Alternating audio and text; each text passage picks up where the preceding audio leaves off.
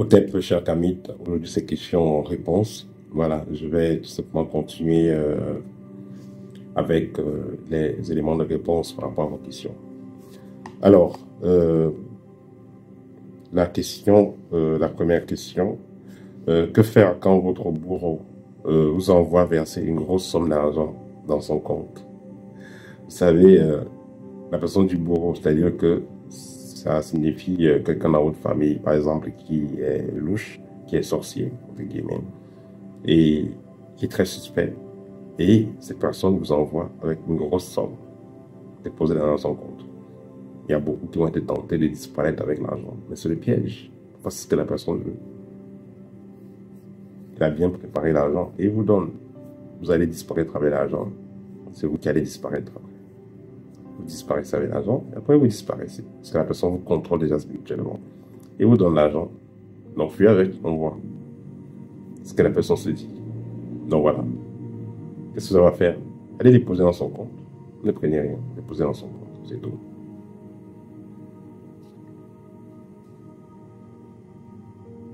Rêver de perdre la toiture autant de sa maison lors d'un orage. Là également, c'est des problèmes. C'est les problèmes qui viennent dans votre vie. C'est les problèmes. C'est le problème. Rêver de se battre avec des bandits et être enceinte alors que dans la vraie vie, vous n'arrivez pas à coucher. Ça veut dire tout simplement que on va dire vos enfants, vos entrailles ont été bloquées, tout simplement. Ça veut dire que le problème que vous avez, qui fait en sorte que vous ne puissiez pas enfanter, ce problème est d'ordre mystique. Perdre des dents. Et il y a le sang qui coule, vous perdez les dents tombent avec du sang. Parce que vous avez eu un choc mécanique. Et ensuite, voir les dents qui repoussent. Voilà, vous risquerez d'être malade, vous risquerez de perdre quelqu'un de la famille. Mais la situation va passer. Être dans l'obscurité et être éclairé par une lumière mystérieuse. Vous aurez des difficultés, mais vos ancêtres seront là. Rêver d'être dans un temple initiatique. Là, ça dépend de qu'est-ce que vous êtes en train de faire comme activité. Là, c'est compliqué, être dans un temple initiatique. Quand vous êtes dans une cathédrale, vous êtes à la messe, on est en train de faire la messe, vous voyez les prêtres, là, c'est le danger imminent. Être dans un temple initiatique, ça dépend. Quel temple initiatique? Est-ce que c'est africain? Est-ce que c'est occidental? Ça dépend. Voir deux plumes devant sa porte. Ça dépend de la couleur de la plume. Si c'est des plumes de couleur, par exemple, blanche, ça c'est l'ouverture. Si c'est noir, blanc, donc le devant c'est noir, l'autre côté c'est blanc, ça veut dire les difficultés seront là, mais ça va passer. Vous savez, les difficultés, ça va bientôt finir. Si c'est blanc au départ et noir à la fin, ça veut dire que au départ c'est calme, mais après ça va capoter. Je parle de votre situation, bien entendu.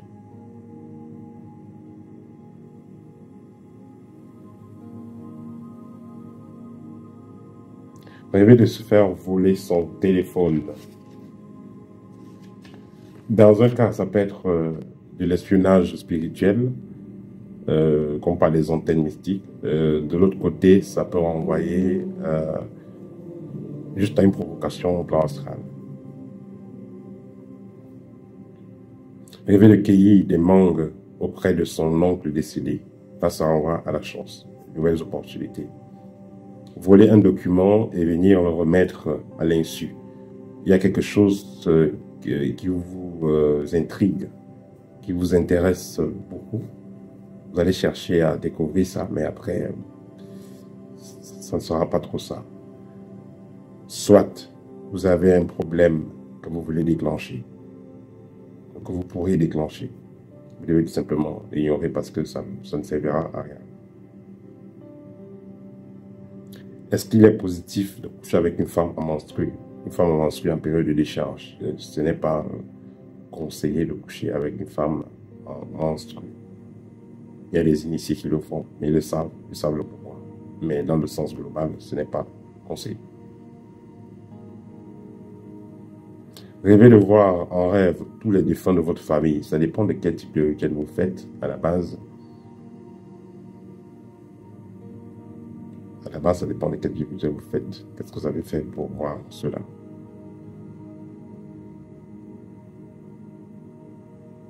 Parce que je me rappelle, ça m'est arrivé de voir les défunts de la famille, mais là, je faisais un rituel pour les ancêtres. Là, c'était la réponse. Donc, moi, j'ai dit, ça dépend de qu'est-ce que vous faites comme rituel. Est-ce qu'une âme peut se réincarner dans plusieurs corps? Possible. Est-ce que les personnes des loges ont les insignes qu'elles mettent devant leur maison pour pouvoir se reconnaître entre eux? Bien entendu, il y a des gens qui vont mettre des symboles très techniques sur les portails de la maison.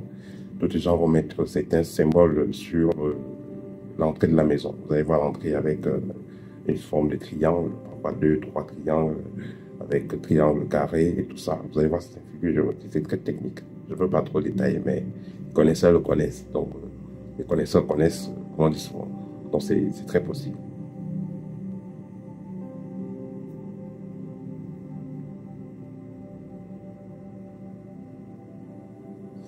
Rêvez d'un gros serpent qui sort de votre maison. Ça pourrait signifier la mort d'un patriarche, mystique bien entendu. Ça pourrait signifier également la libération.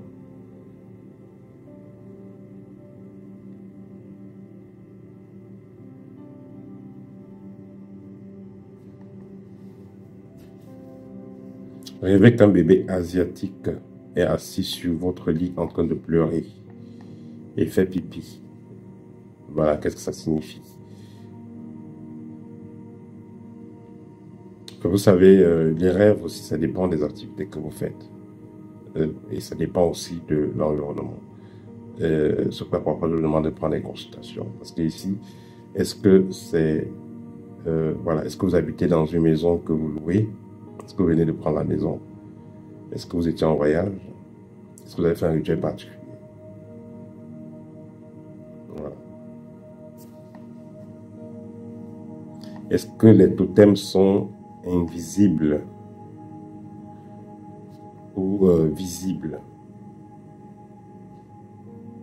Alors, il faut comprendre que le totem, on dit qu'un totem, généralement, c'est les entités qui sont dans le plan astral, mais qui sont matérialisées dans le plan astral, mais elles sont aussi matérialisées dans le plan de la matière.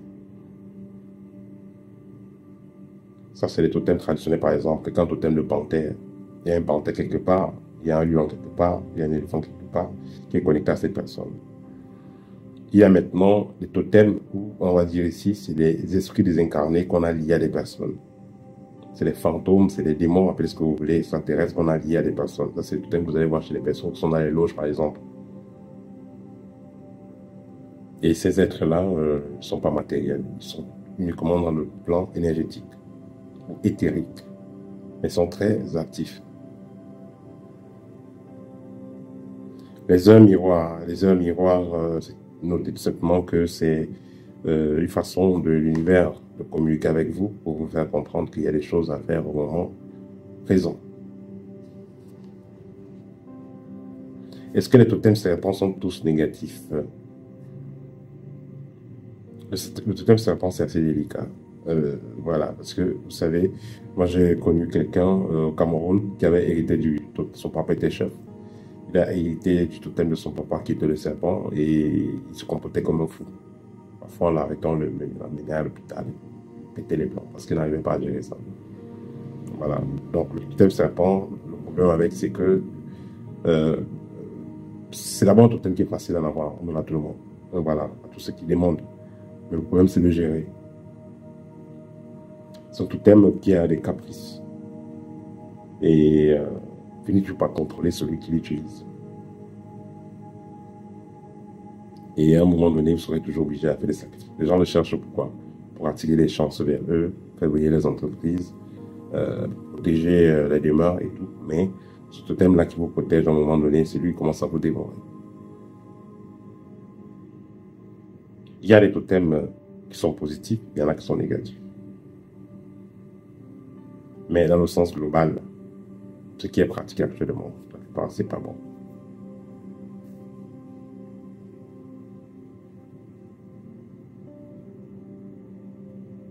Les montres bracelets qui ne marchent pas, est-ce que ça attire la poisse? C'est pas très bien, mais il faut comprendre que il y a des personnes qui voilà, qui ne peuvent pas porter les montres parce que le corps va gâter la montre, ça s'arrête toujours, ça se gâte toujours. Il y a des personnes comme ça. La montre, c'est pas fait pour tout le monde.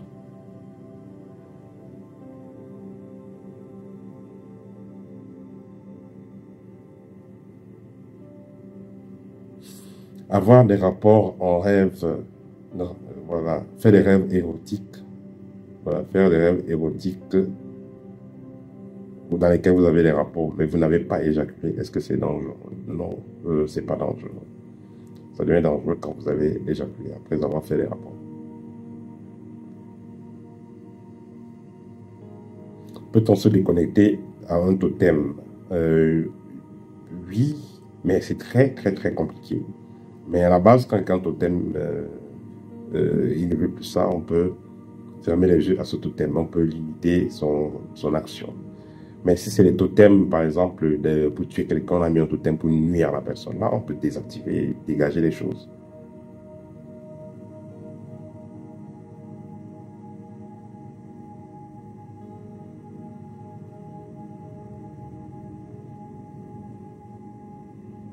Peut-on transformer un totem négatif en un totem positif? Là, c'est comme je vous l'ai dit, il y a plusieurs catégories de totems. Il y a un totem du genre, quelqu'un veut faire son commerce, il va prendre un totem pour attirer la clientèle. Et il y a un totem du genre, quelqu'un est malade parce qu'on a mis un totem dans son corps pour qu'il meure. C'est le totem là, on le chasse seulement. On n'a pas besoin de têter quoi que ce soit parce que c'est de la saleté. Une entité qu'on a mis dans le corps de quelqu'un, on chasse parce que c'est de la saleté.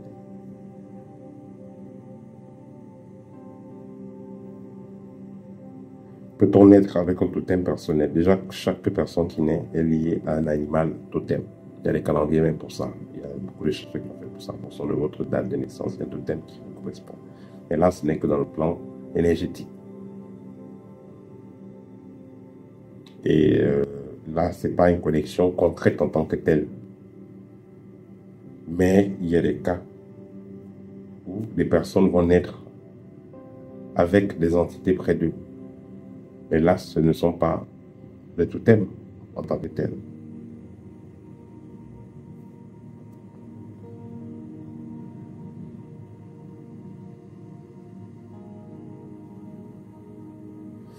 Est-ce que les couches de nuit en pleine journée, c'est grave? Vous savez, le sorcier n'a pas d'heure pour attaquer. Hein. Le sorcier peut vous attaquer à tout moment.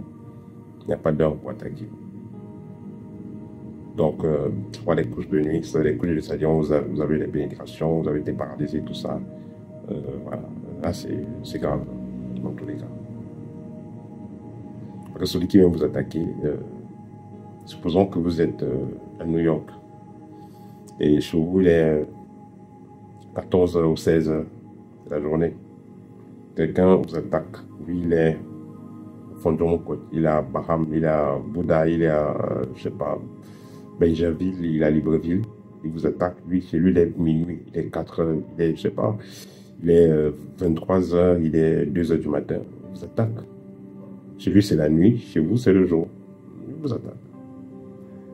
Parfois, certains gens vont allumer la lumière pour éviter les attaques, mais un sorcier expérimenté, même s'il y a la lumière, vous avez brûlé l'encens, hein, bien, il attaque, il fait ce qu'il a à faire. Voilà. C'est pourquoi il sera important de bien se préparer, toujours avant de dormir, et bien préparer son environnement. Et la dernière question, en ce qui concerne le karma des marabouts, des sorciers, des faux maîtres, des pasteurs, et pourquoi est-ce que ces personnes banalisent le karma? Bon, ces personnes banalisent le karma parce que c'est des personnes qui sont ignorantes. Vous savez, le karma, ça n'évite personne, ou alors personne n'évite le karma. les actions que vous faites, vous aurez toujours des réactions. Vous récoltez toujours ce que vous avez semé. Donc, une personne qui est réellement consciente de ça va comprendre que ce qu'on explique chez les Kamites, c'est vrai. C'est-à-dire que l'univers ne connaît pas le pardon. Il n'y a pas le pardon dans le plan cosmique. Ça n'existe pas. Ce n'est que la compensation. Quand quelqu'un est conscient de cela, il sera conscient de ses actes. Et il évitera de faire des actions qui vont l'apporter un mauvais karma. Ceux qui font des actions qui les apportent un mauvais karma et qui s'en foutent du karma, pour dire simplement, c'est les personnes qui pensent qu'il y a un Seigneur quelque part qui va venir les pardonner, qui vont se mettre à genoux, ils vont égorger les chèvres et tout ça, ils seront pardonnés. Ça n'existe pas. Voilà. C'était tout pour aujourd'hui, chers amis. Partagez la vidéo, likez, commentez, ça va faire grandir la chaîne. N'hésitez pas à me contacter pour l'un de mes livres, guides pratiques à l'année ou même pour une consultation. Au TEP, et à très bientôt.